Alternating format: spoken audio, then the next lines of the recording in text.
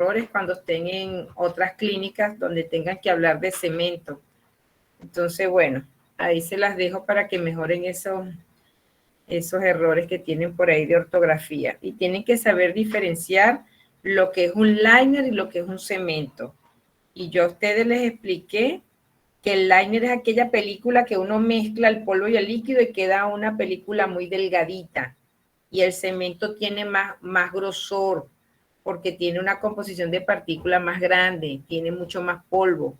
Entonces, bueno, tienen que leer y saber diferenciar lo que es un liner y lo que es un cemento.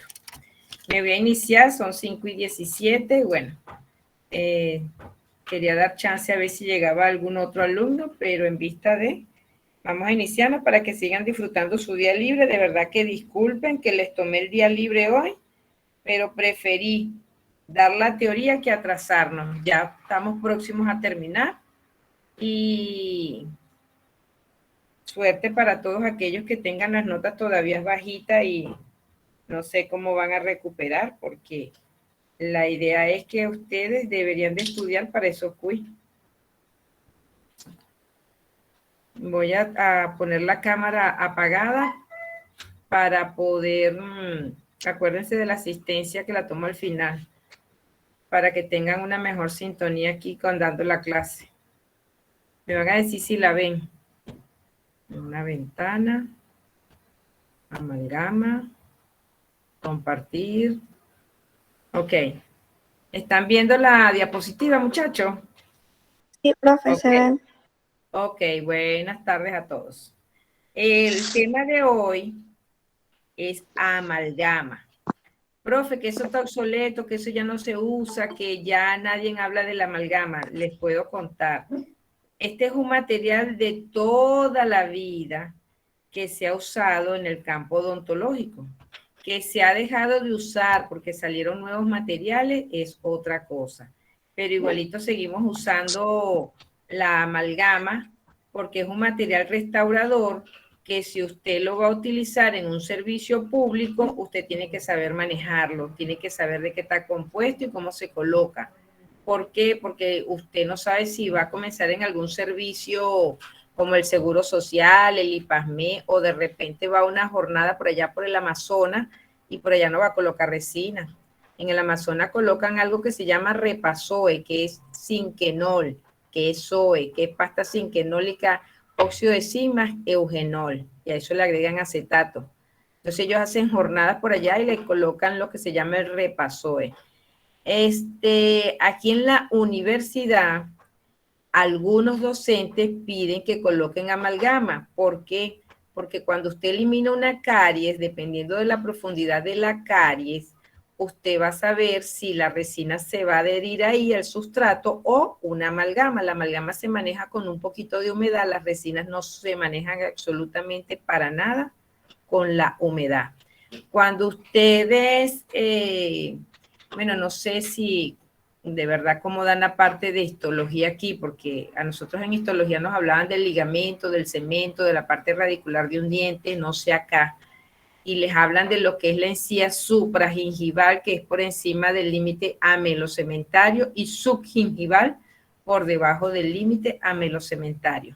Entonces, cuando eliminamos una caries tipo 2, en la clasificación de Blas, que yo se las coloqué a ustedes cuando vieron bases y cemento, si esa carie está por debajo de la parte de la corona, del límite amelocementario, ya está lo que se llama subgingival por debajo de la encía. Usted coloca un material, un aislamiento, coloca una banda es algo, un metal delgado, una bandita metálica que arropa alrededor todo lo que es el cuello del diente, luego le coloca una cuña para evitar que ese material siga más subgingival, pero ahí siempre va a haber un poquito de humedad por lo que se llama el líquido crevicular que viene de la parte subgingival. Entonces, las resinas con humedad no se adhieren muy bien. La amalgama, así haya un pelín de humedad, ella se retiene porque ya no se adhiere, pero ella se retiene y sella el sustrato como tal. Entonces, yo le dije a los docentes superiores míos, a mis coordinadores, que ustedes tienen que saber qué es este material de dónde viene este material de muchos años atrás.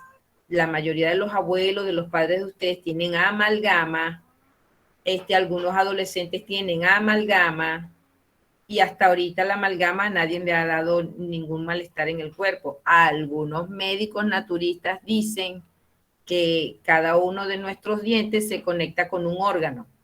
Y si usted le coloca amalgama, posiblemente ese órgano se va a afectar a futuro. Pero bueno, mi abuela murió de 113. Mi abuela tenía amalgama en algunos dientes y hasta ahorita mi abuela, en la edad, fue una longevidad bien dura. Entonces, eso va a depender, yo creo que lo del organismo es dependiendo de cómo uno cuide la salud. Pero tenemos que saber qué es la amalgama. Entonces, este es el tema de hoy y nos quedan 2 temas más y terminamos la materia. ¿Qué es la amalgama? La amalgama es una mezcla de una aleación de varios metales, como cuáles. Esos metales son plata, estaño, cobre, paladio, algunas contienen zinc. La mezcla o la trituración de estos componentes se hace con mercurio, que es una sustancia líquida. Esta, al mezclarse, da una masa plástica. Esa masa plástica es condensada dentro de la cavidad tallada de los dientes esculpidos con instrumentos adecuados. Entonces, cuando usted elimina una carie, usted tiene que tener el criterio propio.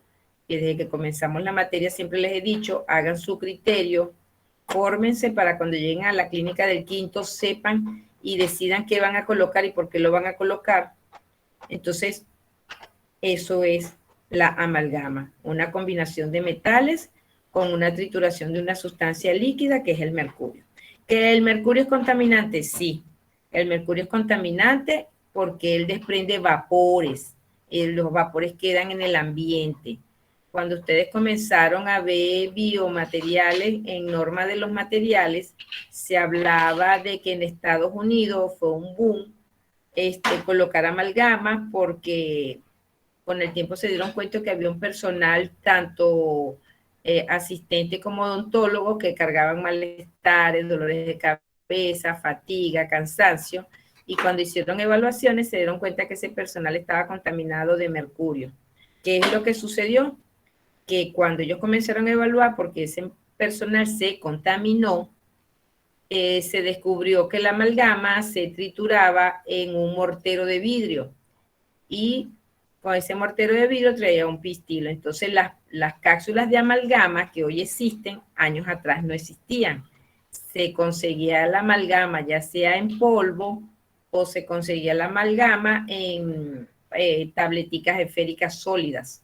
Las colocaban dentro de ese recipiente y con el pistilo agregaban gotas de mercurio sin tener control de la cantidad, la trituraban y al triturar el metal con el mercurio, eso desprendía vapores, el personal no tenía los cuidados de usar un gorro, de usar tapaboca, de usar guantes, usar batas lisas, entonces esos vapores se impregnaban en el cabello, la gente lo absorbía por el olfato, lo absorbía por la piel y se llevaban esas batas contaminadas a sus casas como tal.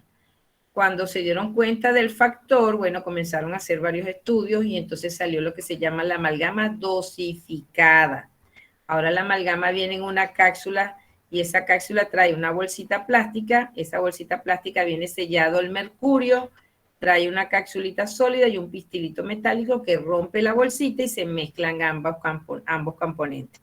Que cuando se mezclan, si sigue siendo contaminante o no, según algunos libros dicen que disminuye un tanto por ciento de los vapores. Y si usted tiene toda su normativa de prevención, usted no se va a contaminar. La gente que tiene contaminación de mercurio, se le cae mucho el cabello, tiembla mucho, pierde la memoria, bueno, tiene muchos problemas a nivel de salud.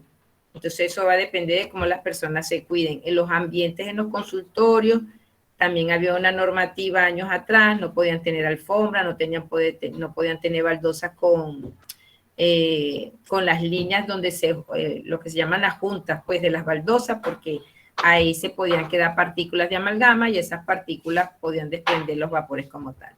Entonces, bueno, todo eso ha ido cambiando, ya usamos amalgama dosificada, ya algunos consultorios saben cómo cuidarse, el personal también ya sabe cómo cuidarse y hasta ahorita son pocas las personas que tú dices que tienen contaminación de mercurio como tal. Pero entonces eso es lo que es una amalgama. ¿Cuáles son las ventajas de la amalgama? No es tóxica. Bueno, no es tóxica hasta cierto punto, pero sí tiene su posible contaminación dependiendo cómo la persona se cuide. ¿Es radiopaca? Sí. Cuando usted toma una radiografía y ve una zona radiopaca, se puede decir que es compatible con una restauración de amalgama o podría ser también una restauración de resina. Fácil manipulación, sí. Adecuada resistencia mecánica, sí tiene también. Y alta longevidad. Hay personas que tienen amalgama desde que yo las conozco, desde cuando comencé, cuando ingresé a odontología en el año 82 y hasta ahorita, cuando las evalúo una vez al año o cada 6 meses o cuando tienen una eventualidad, una emergencia, todavía tienen amalgamas en bocas en perfecto estado. Entonces, sí tienen alta longevidad. Desventaja, no son estéticas. ¿Por qué no son estéticas? Porque ya son grises.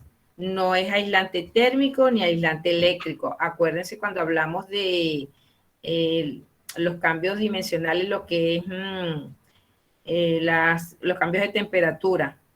Entonces, cuando hay cambios de temperatura, si ella está filtrada o si está fracturada, posiblemente ella transmita esos cambios de temperatura, frío, calor, o de repente cuando chocan dos restauraciones de amalgama, dos metales, da lo que se llama galvanismo. ¿Se acuerdan cuando hablamos del galvanismo? A ver, ¿quién dice qué es el galvanismo? Profe, sí. Ajá, y que habíamos hablado que era el galvanismo. Profe, Los metales. Ajá. profe, es cuando en una misma unidad dentaria superior e inferior hay un metal como es la amalgama, al entrar en contacto con la saliva, si no está bien tallada, produce choques eléctricos. Muy bien, claro. Porque cuando ustedes vieron anatomía dentaria, a ustedes los enseñaron a tallar surcos, fisuras, vertientes y crestas. Y cuando yo estoy tallando una amalgama, yo tengo que hacer la anatomía tal cual del diente, no puede quedar alta, porque se acuerdan cuando hablamos de fatiga, que si quedaba alta ese contacto indebido constantemente hacía que ellas se desalojaran o se fracturaran. O también puede producirse eso, galvanismo. Entonces también podemos tener la conductividad, lo que se llama eléctrica. No es adhesiva, no. Ella se queda por retención mecánica. No es anticariogénica, tampoco es anticariogénica. Entonces, fíjense que si nosotros vamos relacionando las propiedades físicas, en las propiedades físicas hablábamos de los cambios de temperatura, conductividad térmica, hablábamos de fatiga, hablábamos de CREC, hablábamos del corrimiento, hablábamos de corrosión, y en este tipo de material se puede presentar cualquiera de esas eventualidades como tal. La amalgama, ¿cuáles son los efectos de los componentes de cada una de ellas? ¿Qué confiere, qué hace la plata? La plata le confiere resistencia y acelera la reacción del endurecimiento, porque ella no polimeriza, ella endurece. El estaño ayuda a la amalgamación a temperatura ambiente. El cobre aumenta la resistencia y disminuye el corrimiento y el escurrimiento, y en ciertas proporciones disminuye el proceso de corrosión de la amalgama como tal. El zinc actúa como desoxidante. El paladio aumenta tanto la resistencia compresiva como la resistencia a la corrosión.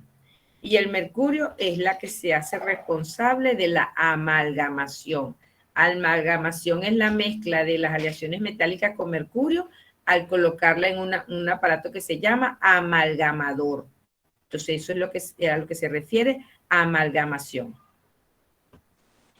Cuando hablamos de la clasificación de estas aleaciones, según la forma de la partícula, pueden haber esféricas u ovoides, pueden haber partículas irregulares o pueden haber partículas, no, sí, algo así como mixtas como tal, para que más o menos se pueda entender el término.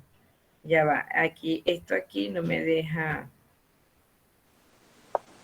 ajá, lo que es la mezcla, una mezcla de cualquiera de estas partículas como tal. En la clasificación, cuando hablamos de la clasificación de estas aleaciones, tenemos la de alto contenido de cobre y tenemos la de bajo contenido de cobre. Entonces tenemos de bajo de contenido de cobre, ellas tienen menos del 5%, es la que le dicen la convencional. Tiene un tipo de mezcla y su formulación es simple. Las de alto contenido de cobre tienen del 6 al 12%, tienen el tipo de mezcla, que puede ser una variedad de la aleación, y una formulación simple también. Mayormente las que nosotros utilizamos son las que tienen alto contenido de cobre, por lo que habíamos dicho, lo que le confiere el cobre al metal. Habíamos dicho que el cobre aumenta la resistencia, disminuye el corrimiento y el escurrimiento, y en ciertas proporciones disminuye el proceso de la corrosión de la amalgama. Entonces tenemos que estar claros. Cuando hablamos de la composición típica de una amalgama de alto contenido de cobre que tiene un tipo de mezcla, que son las auténticas, ellas tienen un 30% esférico de eutéctico y tienen también un 70% de virutas de plata, de cobre y de zinc. Entonces, tenemos que estar claros que nosotros usamos las de alto contenido de cobre, por lo que habíamos dicho anteriormente, a lo que le confiere como tal.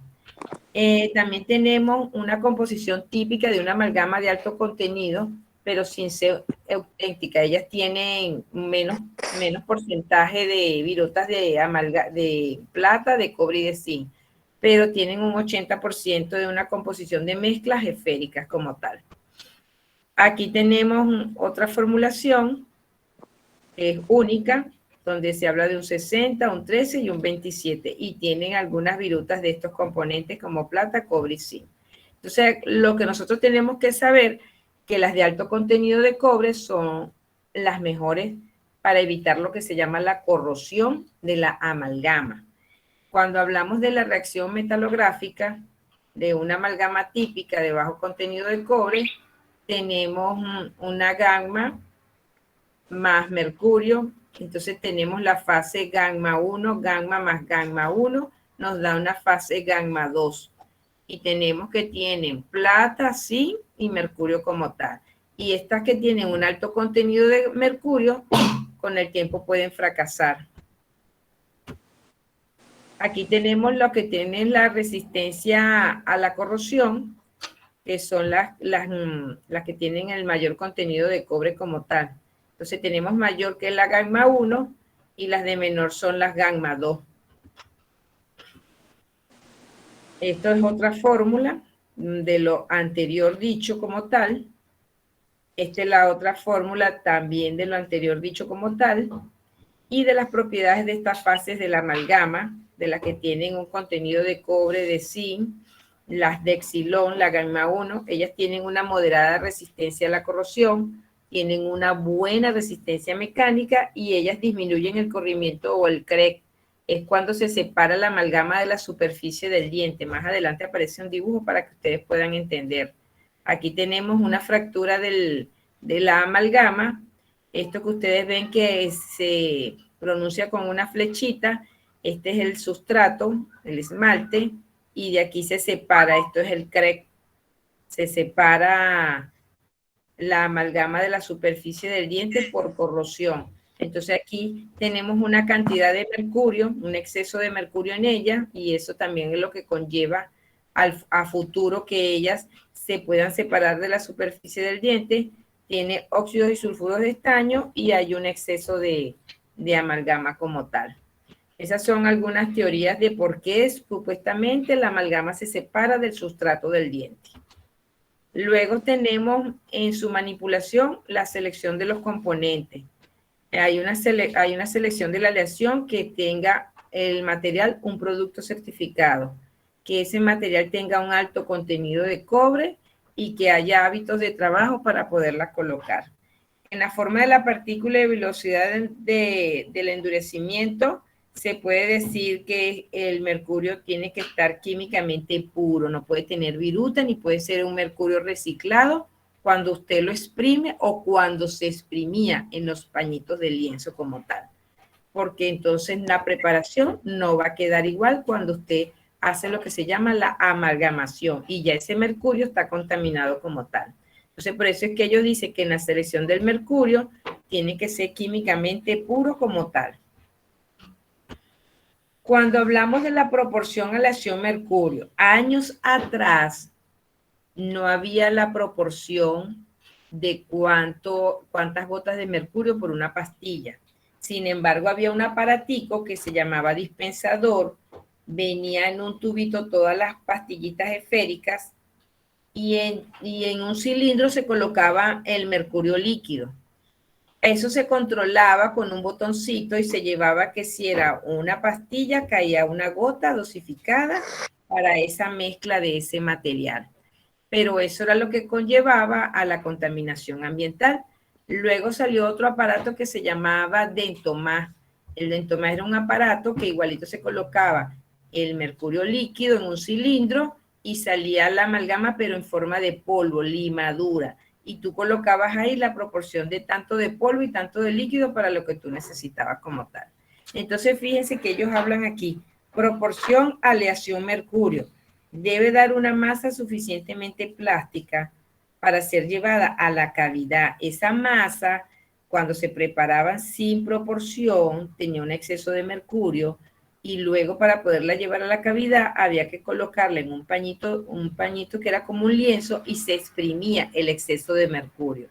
Cuando usted exprimía el exceso de mercurio, claro, los vapores salían, las gotitas se dispensaban en el consultorio y también conllevaba la contaminación. Entonces se dice, las variaciones son mínimas en proporciones de 1 a 1. Existen dispensadores que permiten ligeras variaciones en el contenido de mercurio de acuerdo a las necesidades y preferencias del operador.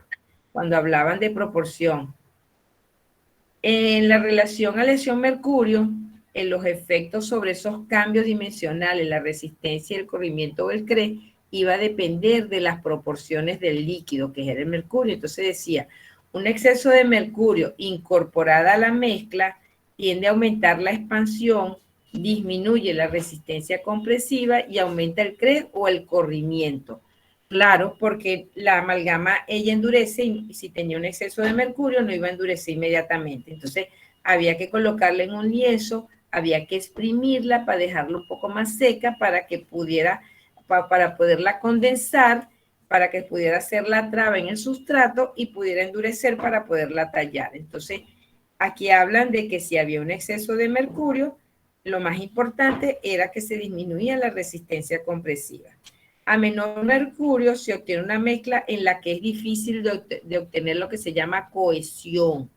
Entonces tiende a disgregarse. Cada vez que tú hacías la condensación, salía el exceso de mercurio y ya no era una masa, sino un exceso de mercurio como tal, ya que el mercurio no puede mojar al polvo en su totalidad y no se alcanza la plasticidad requerida para ser condensada. Era un problema condensar una amalgama con exceso de mercurio como tal.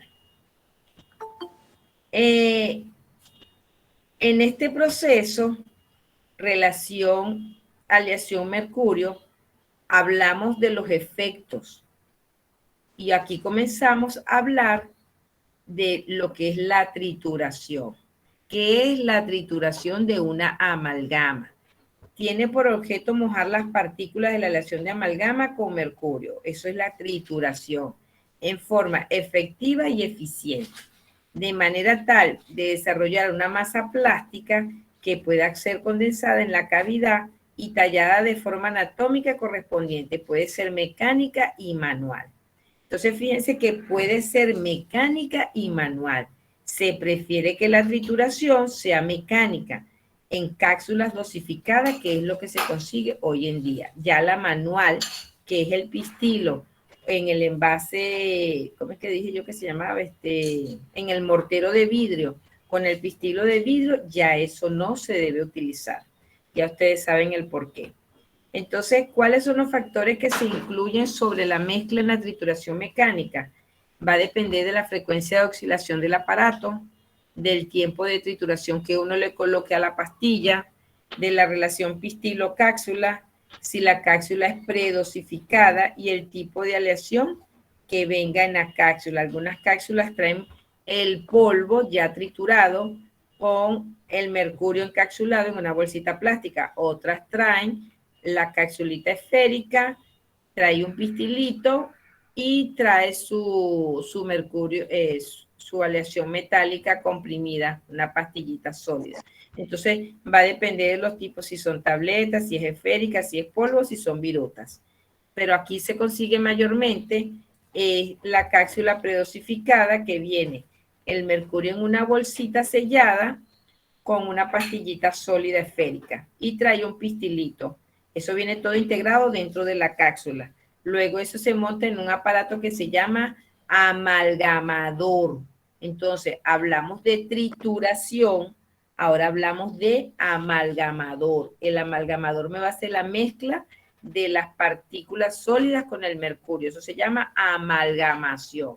Entonces, la frecuencia de los amalgamadores, que ya se los voy a presentar más adelante, se dice que tiene que tener de 3.000 a 3.800 revoluciones.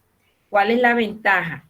Que tiene menos tensiones y desgastes el aparato, tiene menor daño a las cápsulas por el tipo de velocidad, tiene menor derrame de mercurio, tiene mejor control de tiempo de trituración y menor contaminación sónica como tal. Esos son la frecuencia del aparato para poder triturar una amalgama. Entonces, estos son los diferentes tipos de amalgamadores, la frecuencia que tienen ellos para poder triturar y mezclar ese material y el movimiento, que si es de lado a lado, si es elíptico, si es derecho-derecho o si es elongado. ¿Cuáles son esos aparatos? Estos que están acá. Estos son amalgamadores. Aquí, donde está la tapita negra, a mano izquierda, esto tiene dos pestañas, ellas tienen como un resorte, tú las estiras, metes la cápsula, bajas la tapita, le colocas el tiempo en el botón negro y el botón rojo activas la mezcla. Y el movimiento de este amalgamador es de lado a lado, taca, taca, taca, taca, taca, taca. Este otro igualito, tiene aquí para colocar el tiempo y aquí va la cápsula, uno levanta esta tapita y coloca la cápsula como tal. Esos son los amalgamadores que se utilizan hoy en día. Este que está aquí es el dispensador que se utilizaba años atrás, que yo les decía, este es el cilindro, en este cilindro va la sustancia líquida que es el mercurio, aquí se colocaba el tubito, se vende, este tubito lo venden full de pastillitas esféricas sólidas, y este botoncito negro usted lo empujaba y salía la gota del mercurio y la gotica de la pastilla.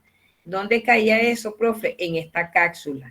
Usted abría esta cápsula, ahí caía la proporción polvo líquido, sí, bueno, la pastillita sólida y la gotica de mercurio, tenía un pistilito metálico, la colocabas ahí adentro, lo enroscabas, lo montabas en el aparato este que es el amalgamador, y entonces cuando usted le colocaba el tiempo, él se activaba, rompía la bolsita de mercurio y sale la masita plástica, que es la que llevamos con un aparato a la cavidad que se llama porta amalgama. Este aparato ya está obsoleto, esto ya no se debe usar en los consultorios. La amalgama. Se dice que las bases bajo de las restauraciones de amalgama no disminuyen la sensibilidad de las restauraciones. Acuérdense que esto tiene cambios, conductividad térmica, y que las amalgamas se unen al sustrato por enlaces iónicos o enlaces metálicos. Y acuérdense, cuando hablamos de las propiedades, los enlaces iónicos y metálicos generan cambios eléctricos y cambios térmicos. Entonces, ahí ya tenemos que aplicar el conocimiento de lo que se llaman propiedades físicas. Eso lo dijo Piperno en 1982 en un libro de operatoria dental. También se decía que las restauraciones de amalgama con barniz presentaron una mayor degradación que sin ellos. Esto ellos hablaban de que no colocábamos ningún tipo de bases encima de la dentina, sino que colocábamos flúor, el flúor remineralizaba la dentina y luego colocábamos la amalgama. Pero ya eso algunos otros estudios se dieron cuenta que ellos transmiten cambios de temperatura, frío y calor por ser un metal, y que hay que colocar un cemento encima de la dentina para poder restaurar con una amalgama o un ionómero. Entonces, ellos hablaban que el flúor bajo las restauraciones de amalgama permitían reducir de una manera sustancial el índice de caries secundarias, pero a nosotros no nos interesaba tanto reducir el índice de caries secundaria, porque si el paciente aceptaba toda la normativa del aseo bucal, el hilo dental, un buen cepillado, disminuir el contenido de sacarosa, entonces, y colocar un cemento debajo de una restauración metálica, esto se abolía como tal. Se dice que la protección de un gel de flúor, que es el fosfato acidulado, es segura, siendo sustancialmente más rápida de ser ejecutada y un poco más económica. Eso lo dijo Alexander y lo dijo Baritieri en el 67 y en 1992. Pero en los estudios siguen haciendo avances de los materiales odontológicos y sabemos que para restaurar con una amalgama debe haber una película liner o un cemento encima de la dentina. Esto que ustedes ven aquí son las capas de desecho en dentina antes de la limpieza. Cuando usted elimina la carie, ese polvillo de dentina va cayendo sobre el piso de la dentina y va formando una capa de desecho. Esta es una dentina revestida con fosfato acidulado, la estaban remineralizando, como esta foto que ustedes ven aquí abajo en el centro. Ahí tiene flúor, están haciendo un sellado de los túbulos con flúor para poder restaurar con una amalgama directamente sin colocar un cemento. Hoy en día tenemos los estudios de la biomimética y en la biomimética ellos no están colocando ningún tipo.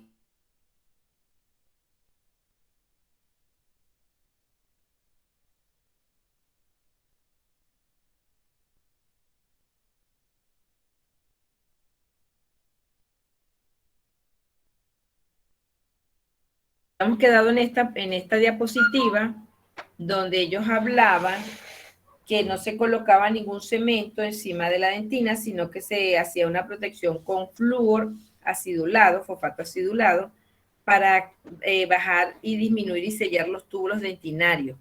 Entonces ellos hacían esta ejecución, eliminaban la carie, limpiaban la dentina, colocaban flúor por cierto tiempo, luego secaban la cavidad y comenzaban a colocar la restauración de amalgama como tal. Pero entonces algunos estudios dicen que esos pacientes comenzaban a tener sensibilidad, pero también otros estudios, como los de hoy en día, lo que se llama la biomimética, ellos no están colocando tampoco ni cementos ni liner encima de la dentina, sino que se trabaja directamente sobre la dentina las restauraciones definitivas. Pero es porque ellos están utilizando, cuando hablamos de resinas compuestas, que hablamos del adhesivo, nosotros tenemos adhesivos de la primera a la octava generación. Y los que la mayoría de los odontólogos utilizamos son los de la quinta generación, que son 2 pasos para poder restaurar con una resina. Una vez eliminada la caries, se coloca el ácido fosfórico por 20 segundos, se elimina del sustrato, se lava la cavidad, luego se coloca el adhesivo de la quinta, se riega sobre la dentina, se coloca un poquito de aire, se fotopolimeriza y comienza el proceso de colocar la resina capa por capa. Pero los que utilizan biomimética utilizan el adhesivo de la octava generación. Ese adhesivo de octava generación viene en un solo paso, viene el primer, el adhesivo, el bond y el ácido. Todo lo trae el frasquito. Una vez que usted eliminó la caries, limpió, aisló, colocó ese adhesivo de octava generación, no tiene que, se evita y se ahorra el paso del ácido fosfórico, del primer y del primer A y el primer B, porque todo viene en el frasquito, colocó su luz y comenzó a poner su resina directamente. Eso es lo que hoy en día le llaman la biomimética, porque ese adhesivo de octava generación ya contiene flúor, contiene un componente que disminuye la sensibilidad de la dentina. Pero es cuestión de que ustedes lean y le hagan un seguimiento a esos estudios para que ustedes se den cuenta de todo el cambio de lo nuevo que ha salido en odontología como tal. Entonces, profe, eso de colocar el flúor, disculpa, eso de colocar el flúor directamente en la dentina y después colocar una amalgama, eso no se debe hacer cuando hay exposición de dentina. Dígame. cuando se hace una restauración con amalgama siempre hay que colocar un adhesivo. No, mi amor, estoy diciendo que eso es lo que se está estudiando ahorita en biomimética. Cada vez que usted vaya a colocar una amalgama, usted tiene que colocar, aunque sea una película muy delgada, de un liner de ionómero o un cemento como tal. Encima de una dentina expuesta no puedes colocar directamente una amalgama porque acuérdate que ella se une al sustrato, primero mecánicamente, por traba mecánica. Segundo, hay lo que se llama los cambios de temperatura, frío y calor, y ellos transmiten frío y calor. Ellos tienen conductividad térmica. ¿Te acuerdas de la propiedad física, conductividad térmica? Sí. Ok, entonces el metal transmite frío y calor y va todo directo a la pulpa si usted no coloca un cemento antes de restaurar. Pero que hoy en día, lo que me estoy refiriendo, que hoy en día ahí está la odontología que se llama odontología biomimética. Y en la biomimética, en la nueva, en lo nuevo que quieren insertar, que ya muchos odontólogos lo están haciendo en sus consultorios, es usar adhesivo de 8ª generación, porque ese adhesivo sella los túbulos dentinarios, disminuye la sensibilidad en la dentina, contiene flúor, contiene MDP, que es un componente que hace que esos túbulos se sellen. Pero siguen los estudios, porque en algunos comentarios que yo he leído, algunos pacientes manifiestan sensibilidad. Entonces acuérdense que las amalgamas utilizan enlaces iónicos, enlaces metálicos, se quedan por traba mecánica y tiene conductividad térmica. Cambios de frío y calor se pueden transmitir directos si usted no coloca un cemento que proteja la dentina como tal. ¿Estamos claros? Ok. Está bien, profe, gracias. Ajá, de nada. Pero Entonces, yo también, y aquí, disculpe, le tengo una preguntita ajá. con respecto a la restauración de amalgama. Uh-huh. Tengo una amiga, a ella le hicieron una restauración, profe, con amalgama. Ajá. Entonces, como que el odontólogo se equivocó y pues le colocó una amalgama y le tapó un tratamiento. Ella sí iba a hacer un tratamiento de conducto y le taparon con una amalgama. Yo quiero saber, uno no puede hacer eso, tapar eso que es un tratamiento de conducto, taparlo con amalgama, esa restauración no está bien, porque hasta tiene ahorita un acceso apical agudo, ya que le Ok. taparon eso con amalgama, entonces no sé si es culpa de la amalgama o es que no le hicieron bien el trabajo, No, qué ahí pasa lo allí. que, no. ¿Cómo se llama usted? Oriana, profe. Oriana. Oriana Goibea. Rodríguez, profe. Ah, ok, ok. Ando buscando a Oriana Goibea porque le falta por ahí con qué grupo hizo el trabajo de infografía. ¿Qué es lo que sucede cuando hay una carie? Si tú ves las imágenes del video que yo mandé, que lo mandé por WhatsApp, por el grupo general, ahí se ve lo que es una carie en todo el centro de la muela. La dentina tiene lo que se llama la dentina túbulo interlobular y peritubular. Los peritubulares son los que están en la parte superior, son más delgaditos, son micros tubitos muy delgaditos. La intertubular está mucho más abajo, cercana a lo que se llama la cámara pulpar. Si la caries había avanzado muy profunda y cuando ya le eliminaron esa caries, posiblemente ya ella había tenido dolor a los cambios de temperatura, frío y calor, ya estaba afectada la pulpa, alguna bacteria viajó por alguno de esos túbulos dentinarios, se instaló en la cámara pulpar y comenzó a necrosar la pulpa y a infectar la pulpa. No es que la amalgama le haya hecho daño, posiblemente eliminaron la caries, no se percataron o no le pararon a los síntomas, signos y síntomas del paciente. Todo, quiero que se lo graben desde ahorita. Todo paciente que tenga una caries y tenga dolor después de las 12 de la noche, me evidencia que ya la pulpa fue tocada por una bacteria, porque ninguna caries normal y sencilla puede producir dolor después de las 12 de la noche. Toda muela que duele al frío y al calor, a los cambios de temperatura, y que de repente el paciente está tranquilo, no está comiendo, no está masticando, pero le dio un dolor, se tomó una pastilla y el dolor duró más de 1 hora, ya la pulpa está infectada. Posiblemente ella manifestó que había tenido dolor, no indagaron qué tipo de dolor, no hicieron percusión, no se dieron cuenta que ya había un proceso, no tomaron una placa para ver si había algo a nivel apical, eliminaron, restauraron y ya. pero ya la muela estaba afectada. No fue que la amalgama la conllevó a eso, no. Cuando ustedes estén en el área clínica de endodoncia, la parte teórica tienen que irla asimilando muy bien de cuando la pulpa está inflamada, de cuando la pulpa está infectada. Cuando les dieron microbiología, le hablaron de bacterias aeróbicas y anaeróbicas. Hay unas que viven de aire.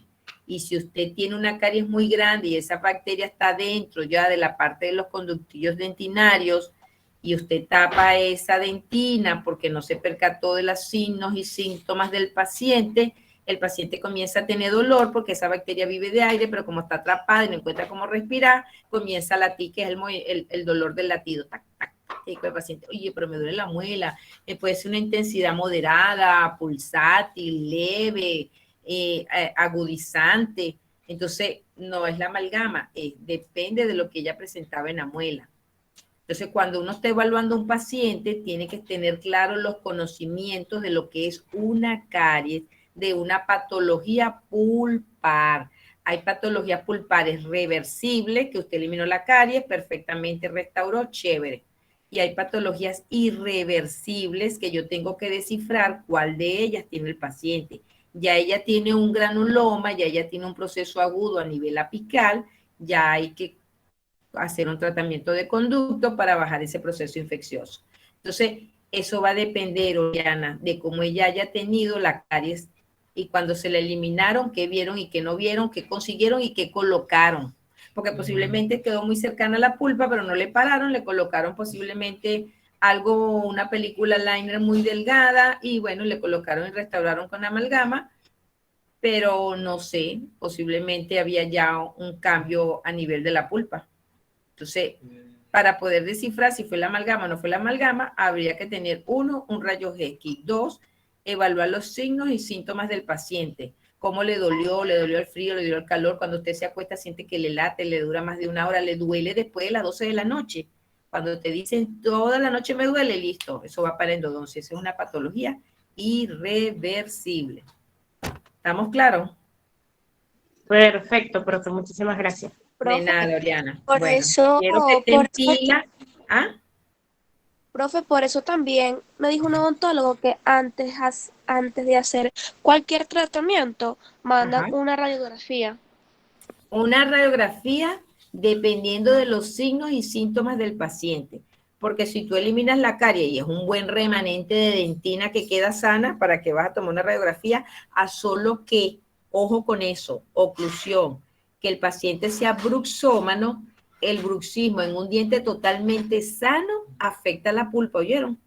Ese bruxismo todas las noches charrasqueando los dientes, la pulpa se inflama, se desinflama, se inflama, se desinflama. Llegó un momento en que la pulpa se explotó internamente e hizo una hemorragia, esa hemorragia oxidó y conllevó a una patología pulpar. Usted se tomó la placa y ve que hay un proceso a nivel apical, usted dice, un diente sano para tratamiento de conducto. Eso es lo que se llama necrosis aséptica.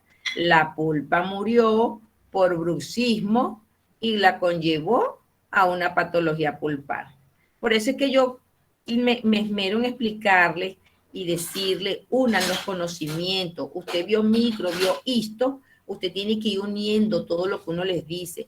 Los cementos va a depender de lo que usted ve en la boca del paciente. Cuando corrijo el quiz y me dicen que los cementos es para colocarlo en el cemento radicular, yo dije, ¿será que esto no saben lo que es un cemento de una mezcla de algo que vas a colocar en la dentina? A lo que el cemento radicular es lo que cubre la parte radicular de un diente. Y cerca de ese cemento radicular está algo que se llama ligamento periodontal, que ahorita en radiología, que Dios los cuide y los acompañe, que toda la matrícula pase, porque yo no raspo, se raspan, tienen que saber muy bien lo que es el ligamento periodontal, lo que es el cemento radicular, porque ustedes van a evaluar dientes en una placa radiográfica. Y usted tiene que estar clarito, no que cuando la profesora le diga, dígame qué ve, usted va a decir, veo un cemento en la cara tal. Ajá, pero ¿qué tipo de cemento? Entonces, cemento radicular es lo que cubre la raíz del diente y cemento de llevarlo a la cavidad es otra cosa. Entonces, por eso es que yo me esmero en que ustedes lean más, vean videos, pero buenos videos, porque hay videos que los enredan. Entonces, yo les mando la información para que ustedes lo vean en Acrópolis o en mi blogger y no lo hacen. Entonces, pasaron con la duda y siguen la duda. Pero bueno, vamos a seguir aquí en nuestra clase porque ya me fui para patología endodóntica. Profe, Okay. disculpe, Dígame. un momentico, le tengo una pregunta. Usted dijo que un error pudo haber sido que la caries estaba muy cerca de lo que vendría siendo la cámara pulpar y colocaron un liner, que es una película muy delgada. Entonces, en esos casos, cuando no se ha afectado la cámara pulpar, pero la caries está muy cerca, debemos colocar un cemento, que vendría siendo una película un poco más gruesa. Ajá, pero antes de eso, ¿qué debes colocar antes del cemento? Para que se produzca una dentina reparativa, una dentina secundaria. Eso se desaparece a los 3 meses y me queda un espacio muy cercano a lo que es el piso de la dentina. ¿Qué debes de colocar, Oriana? Hidróxido de calcio. Ajá, porque hidróxido de calcio, ¿qué hace el hidróxido de calcio? Fomenta los odontoblastos. Cementa los odontoblastos, no. Cementa los odontoblastos, Es no. protector. Estimula las células formadoras. Profe, dije, induce la Ajá. producción.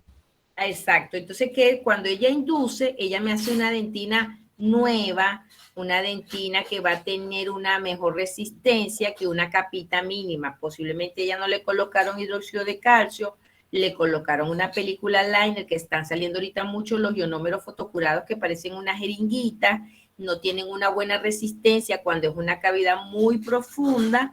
Entonces, ¿qué sucedió? La bacteria quedó ahí. Hoy en día, cuando son cavidades muy profundas, cercanas a la pulpa, pasamos una torundita con peridón, que es una sustancia líquida que desinfecta. Si hay alguna bacteria por ahí, la barremos, desinfectamos, secamos, colocamos hidróxido de calcio. El hidróxido de calcio hace quelación, estimula, irrita esas células formadoras de dentina. Tenemos una dentina nueva encima, con un poquito más de resistencia, y luego le colocamos un cemento de ionómero de vidrio.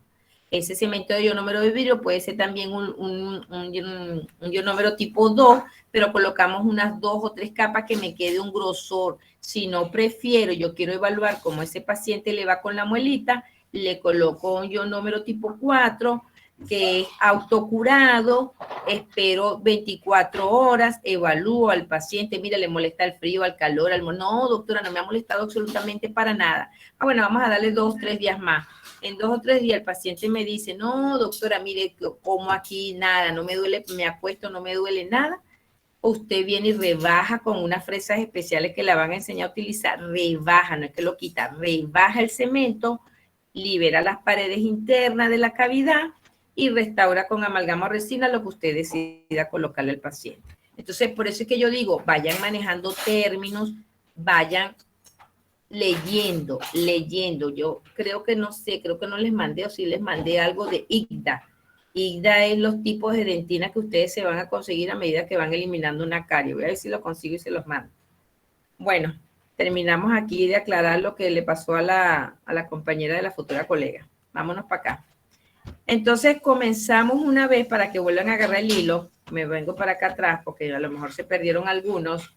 Habíamos hablado de lo que era la trituración, que es la mezcla de la pastilla sólida con el mercurio. Luego que nosotros trituramos en unos aparatos que se llaman amalgamadores, debemos comenzar a colocar la amalgama con algo que se llama condensación. Una vez que la retiramos de estas cápsulas, cuando ya ella está triturada, cuando ya pasó por el proceso de amalgamación, que son estas cápsulas, usted abre la cápsula y debe colocar esa masa plástica en un envase metálico como este. Y luego con este envase metálico queda la masa plástica y usted va a llevarla, esa masa, con un aparato que se llama porta amalgama. Entonces se debe llevar a la cavidad en pequeñas cantidades para su condensación por medio de un aparato que se llama porta amalgama. La amalgama se deposita en este vaso, que es un contenedor metálico. Evitar tocar con la mano o colocarla con un lienzo o una gamuza. Ya lo del lienzo está también eliminado. Este dispositivo es el más usual para llevarla a la cavidad, que es lo que se llama portaamalgama, que puede ser plástico o metálico. ¿Y cuál es la función principal? Debe ser para tener más facilidad de llevarlo a la cavidad. Este portaamalgama también tiene la facilidad de la limpieza, de la esterilización, para que no se acumulen las mezclas anteriores. ¿Cuál es el portaamalgama? Este aparatico que ustedes ven acá. Van a tomar del vasito metálico, por este tubito, se va a llenar de la masa plástica. Esta es la parte activa donde usted va a empujar la amalgama dentro de la cavidad.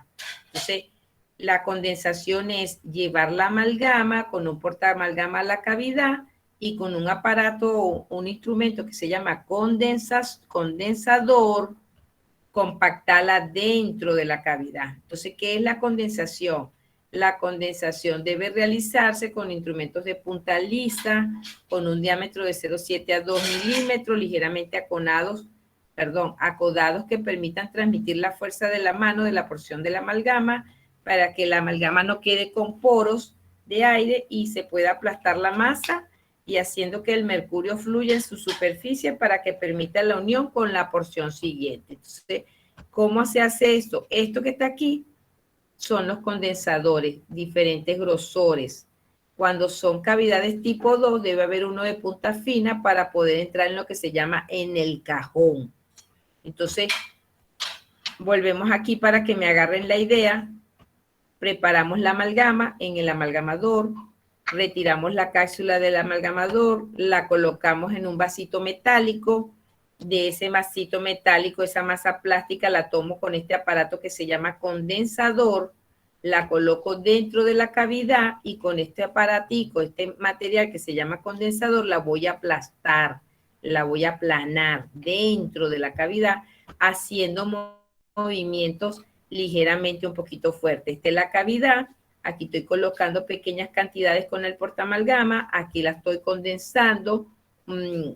Por cada porción la voy aplanando, condensando sobre la superficie del diente hasta rellenar totalmente la cavidad y luego procedo a hacer lo que se llama el tallado. Esto que está aquí son los diferentes tipos de partículas. Esto es el efecto transcurrido de la trituración y la condensación. Luego debo bruñir. ¿Qué voy a bruñir? Esta amalgama que coloqué dentro de la cavidad. Luego que la condenso, la bruño. La bruño con un instrumento que se llama bruñidor, que tiene diferentes tipos de bolitas, esto que está aquí, y la voy a bruñir del centro de la cavidad, la van a bruñir así, de aquí del centro a la superficie del diente. ¿Por qué? Porque yo necesito que ella se retenga mecánicamente al sustrato. Entonces, del centro de la cavidad a la superficie del diente, hasta que quede como está en esta lámina del lado derecho inferior, adosada totalmente a la superficie del diente. ¿Con qué? Con el bruñidor. Luego que la bruño, con estos instrumentos de diferentes bolitas, grandes, medianas, pequeñas, con formita de huevo. Esta que tiene forma de huevo tiene una punta y a medida que usted va bruñendo le va dando la forma del surco y fisuras. Voy a tallar. ¿Qué es el tallado? El tallado de la superficie oclusal es la forma anatómica de la cara oclusal, de un premolar o un molar. La amalgama no se coloca ni en incisivos ni en caninos. La amalgama se utiliza en premolares y molares, que son donde hay surcos y fisuras. Entonces se dice, el tallado de la superficie oclusal deberá ser realizado de manera de reproducir los detalles anatómicos particulares del diente en cuestión y las necesidades oclusales del mismo, debiendo ser lo menos profunda posible, de manera de dejar un borde de amalgama más grueso y menos vulnerable a la degradación. Eso va a depender de la anatomía. ¿Con qué tallo? Aquí tenemos diferentes tipos de talladores y tenemos uno que le dicen tallador 21 que tiene una formita de una estrella. Y este da los surcos y te da las fisuras. Luego que tallamos, aquí hay otro tipo de tallador. Luego que tallamos, miren cómo queda. Surco, vertientes y fisuras. Aquí está el tallado de lo que es la forma anatómica de la cara oclusal de un molar. Luego volvemos a bruñir. ¿Qué es el bruñido? El bruñido deberá ser realizado con un bruñidor metálico en forma de huevo, con una suave presión del centro de la restauración hacia la superficie dental. Eso se llama, ojo, sellado marginal de la amalgama. Cuando yo tallo del centro de la amalgama a la superficie del diente, eso se llama sellado marginal. A la superficie dental, en las regiones de los surcos y fisuras, se pueden utilizar bruñidores más afilados. Aquí tenemos un tipo de bruñidor que tiene una punta, es más pequeño. Usted va bruñendo del centro a la superficie. Y aquí está la finalidad del bruñido. ¿Cuál es la finalidad del bruñido? Ya va, disculpe. Estoy dando una clase. Llámeme 5 minutos más o menos. ¿Perdón? Sí, mi cielo, pero estoy dando la clase. Llámame más tarde. Ajá.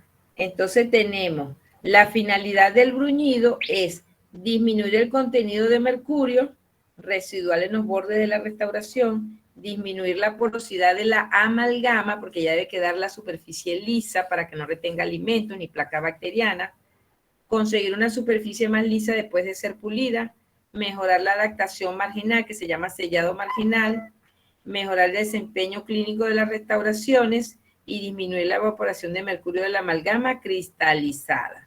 Entonces, fíjense cuáles son la finalidad del bruñido como tal. Reducir también las asperezas de las restauraciones para obtener una superficie lisa, regularizar los rebordes de la restauración, refinar la escultura, el tallado, corregir la oclusión si quedó alta, aumentar la resistencia a la corrosión para que no se despegue de la superficie y no haya microfiltración, mejorar el desempeño clínico de las restauraciones, dificultar la acumulación de placas sobre la superficie y los bordes de la restauración. ¿Por qué? Porque si esta es la restauración, esto que está aquí son los bordes. Esto que está aquí son los bordes. Y yo debo adaptar estos bordes que dan hacia palatino a la superficie del diente, para que quede bien selladita y bien adherida y no quede sobrecontorneada y haya microfiltración como tal. Entonces, es importante cuando yo estoy bruñendo tener todos esos aspectos. Aquí habíamos hablado de la finalidad. Luego hablamos aquí del acabado. El acabado debe ser realizado después de 24 horas. ¿Qué quiere decir? El acabado es el bruñido total, el pulido total. Y eso se realiza después de 24 horas cuando ella endurece totalmente. O 48 horas de su tallado y bruñido.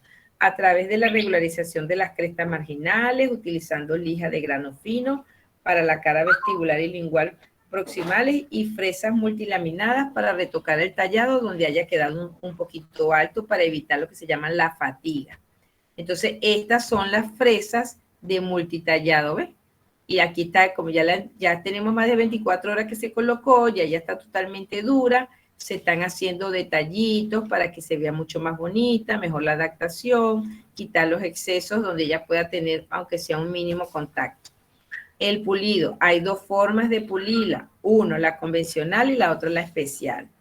De estas dos técnicas son las más utilizadas, las que permiten obtener mejores resultados. La convencional, se utilizan pastas abrasivas como piedra pómez y alcohol, es una mezcla, y óxido de zinc y alcohol con un cepillito, un cepillito de goma. Y la especial, donde se usan las gomas abrasivas, que son estas que están aquí. Estas son las fresas multihojas y estas son los topecitos de gomas abrasivas que pulen la amalgama como tal con esas mezclas de polvo y alcohol. Fíjense, aquí tenemos el topecito de goma, le pasaron el polvo de óxido de zinc con alcohol, con el topecito, mire qué bellas se ven, adheridas totalmente, parecen incrustaciones metálicas más bien. ¿Ven qué bonitas se ven? Un sellado total, un pulido total. Y este es el caso clínico totalmente adaptado. Aquí hay una cavidad tipo 2, oclusal con una cara distal, restauraron, aquí colocaron una película liner, comenzaron a compactar la resina. Esto que ustedes ven aquí es una banda metálica. Es cuando se pierde esta pared, como cuando usted está haciendo un pilar para una casa, que tiene que colocar tablas para que esas tablas separen un pilar del otro. Bueno, igualito se hace aquí en odontología. Se hace con un portamatriz, con una banda matriz, se coloca la cuñita de madera que ustedes ven que está por debajo de la banda metálica, se comienza a colocar la amalgama primero en el cajón, luego que rellena el cajón se va a compactar la parte oclusal, luego hace el tallado y miren qué bonita queda como tal. Aquí está otro caso clínico.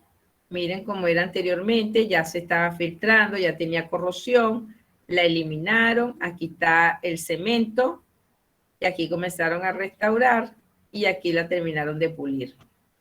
Entonces, el todo es saber cómo restaurar una amalgama. Esto es pines. Estos pines se utilizaban años atrás cuando se destruía la pared del diente, colocaban unos pines metálicos dentro de la dentina, guiados por una radiografía para no tocar la pulpa.